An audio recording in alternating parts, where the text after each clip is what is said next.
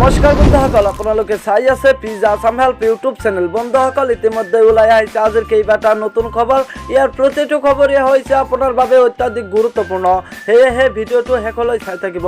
আৰু এই গুৰুত্বপূৰ্ণ খবৰকেইটা জনোৱাৰ আগতেই আপোনালৈ মোৰ সৰু এটা ৰিকুৱেষ্ট, যদিহে আপুনি এইটো ভিডিঅ'তে লাইক কৰা নাই প্লিজ এটা লাইক কৰি দিয়ক, কিয়নো আপোনাৰ এটা লাইকে মোৰ আগলৈ ভিডিঅ' বনোৱাৰ উৎসাহ যোগায়। আৰু এনেকুৱা ধৰণৰ নতুন নতুন ভিডিঅ' পাবলৈ চেনেলটো ছাবস্ক্ৰাইব কৰি কাষত থকা বেল আইকনটো প্ৰেছ কৰি ৰাখক, যাতে যেতিয়া মই যিবোৰ ভিডিঅ' আপলোড কৰিম তাৰ নটিফিকেশ্যনসমূহ সকলোতকৈ আগত আপোনাৰ মোবাইলত। ইয়াৰ প্ৰথম খবৰটো হৈছে বন্ধুসকল, বিশ্বৰ দ্বিতীয় ওখ ব্যক্তিগৰাকীৰ মৃত্যু। হয় বন্ধুসকল, আপোনালোকে ঠিকেই শুনিবলৈ পাইছে, বিশ্বৰ দ্বিতীয় ওখ ব্যক্তিজনৰ মৃত্যু। বিশ্বৰ সবাতোকৈ ওখ ব্যক্তিৰ তালিকাত দ্বিতীয় স্থানত থকা বাংলাদেশৰ জিনত আলীৰ মৃত্যু হৈছে।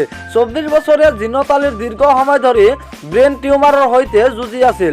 বিশ্বৰ দ্বিতীয় ওখ ব্যক্তি হিচাপে স্বীকৃতি পোৱা জিনত আলীৰ উচ্চতা আছিল 8 ফুট 6 ইঞ্চি।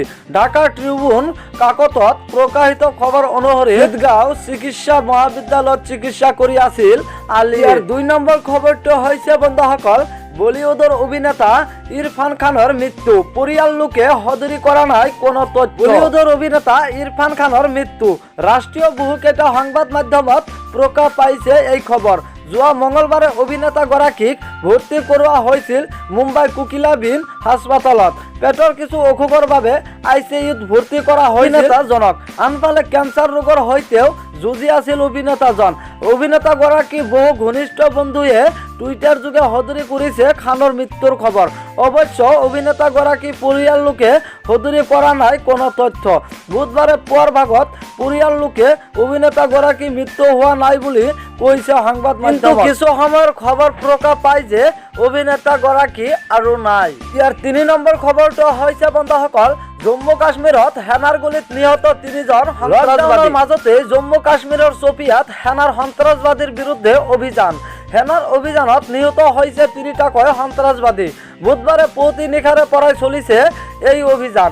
উল্লেখ্য যে বিগত কেইবাদিন ধৰি কাশ্মীৰত অব্যাহত আছে সন্ত্ৰাসবাদীৰ বিৰুদ্ধে অভিযান। ইয়াৰ 4 নম্বৰ খবৰটো হৈছে বন্ধুসকল, মে' মাহত ৰাজ্যৰ কৰ্মচাৰীসকলে দৰমহা পাবনে? সংবাদ মেলত সদৰি কৰিলে বিত্তমন্ত্ৰী হিমন্ত বিশ্ব শৰ্মা। হিমন্ত বিশ্ব শৰ্মা সংবাদ মেলত কৰ্মচাৰীসকলৰ দৰমহা সন্দৰ্ভত এক গুৰুত্বপূৰ্ণ ঘোষণা কৰে। তেওঁ কয় যে দেশৰ বিভিন্ন ৰাজ্যত কৰ্মচাৰীসকলৰ মাহিলী দৰমহা 20ৰ পৰা 50% পৰ্যন্ত কৰ্তন কৰা হৈছে, কিন্তু অসমে এনে কৰ্তনৰ কথা চিন্তা কৰা নাই। মে' মাহত অসম চৰকাৰৰ সকলো কৰ্মচাৰীকে সম্পূৰ্ণ দৰমহা আদায় দিয়া হ'ব, কিন্তু পূৰ্ব 1 তাৰিখৰ সলনি এইবাৰ দৰমহা লাভ কৰিব 8 তাৰিখে। উল্লেখ্য যে এই সংবাদ মেলত ৰাজহ সংগ্ৰহৰ পৰিমাণ যথেষ্ট হ্ৰাস পোৱাৰ কথাও সদৰি কৰে।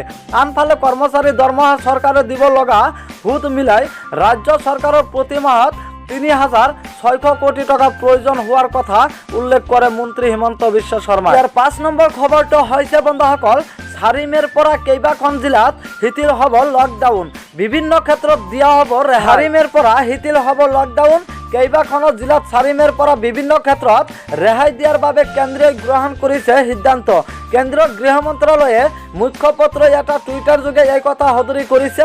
লগতে আগন্তুক দিনত এই সম্পৰ্কে সবিশেষ খবৰ সদৰি কৰিব বুলিও কেন্দ্ৰই সদৰি কৰিছে। ইফালে লকডাউনৰ বৃদ্ধি হোৱাটো এক প্ৰকাৰৰ নিশ্চিত বুলিও প্ৰকাশ পাইছে টুইটত।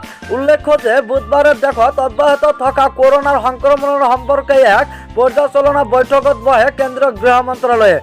লগতে কেন্দ্ৰীয় গৃহ মন্ত্ৰালয়ৰ মুখপাত্ৰ টুইটত উল্লেখ কৰা অনুসৰি লকডাউনৰ সময়ত কৰোনাৰ সামগ্ৰিক পৰিৱেশ পূৰ্বৰ তুলনাত উন্নত হৈছে। 6 নম্বৰ খবৰটো হৈছে বন্ধুসকল, লকডাউন 4 মে'ৰ পিছতো থাকিব, কিন্তু খুলিব পাৰিব চাহ আৰু চিগাৰেটৰ দোকান, চলিব বাছ আৰু টেক্সিও। লকডাউন অব্যাহত থাকিব, কিন্তু কৰোনাৰ সন্ত্ৰাস কমলৈকে হোৱা ঠাইত খোলা থাকিব চাহ চিগাৰেটৰ দোকানৰ লগত বাছ আৰু টেক্সি সেৱা। গ্ৰীণ জোনতো খোলা থাকিব। এইসমূহ দোকান আৰু বাহন 4 মে'ৰ পৰা কাৰ্যকাৰী হোৱাকৈ পশ্চিমবংগ চৰকাৰে গ্ৰহণ কৰিছে এই সিদ্ধান্ত। লগতে ৰাজ্যখনত মে' মাহৰ শেষলৈকে অব্যাহত থাকিব লকডাউন। মুখ্যমন্ত্ৰী মমতা বেনাৰ্জীয়ে উল্লেখ কৰিছে যে কলকাতাৰ লগত আনকণ্টেইনমেণ্ট জনত লকডাউনৰ সময়ত কোনো শিথিলতা নাথাকে। লগতে সকলো লোককে সামাজিক দূৰত্ব বজাই ৰাখিবলৈও আহ্বান জনাইছে। উল্লেখ্য যে পশ্চিমবংগৰ গ্ৰীণ জনতাসমূহত 4 মেৰ পৰা বিদ্যুৎ সামগ্ৰীৰ দোকান, হাৰ্ডৱেৰ দোকান, মোবাইল ফোনৰ ৰিচাৰ্জৰ দোকান, কোম্পানীৰ নিৰ্মাণ ইত্যাদিৰ কাম আৰম্ভ হ'ব। ইফালে এখন বাছত সামাজিক দূৰত্ব বজাই ৰাখি কেৱল 20 জন লোকেহে যাত্ৰা কৰিব পাৰিব।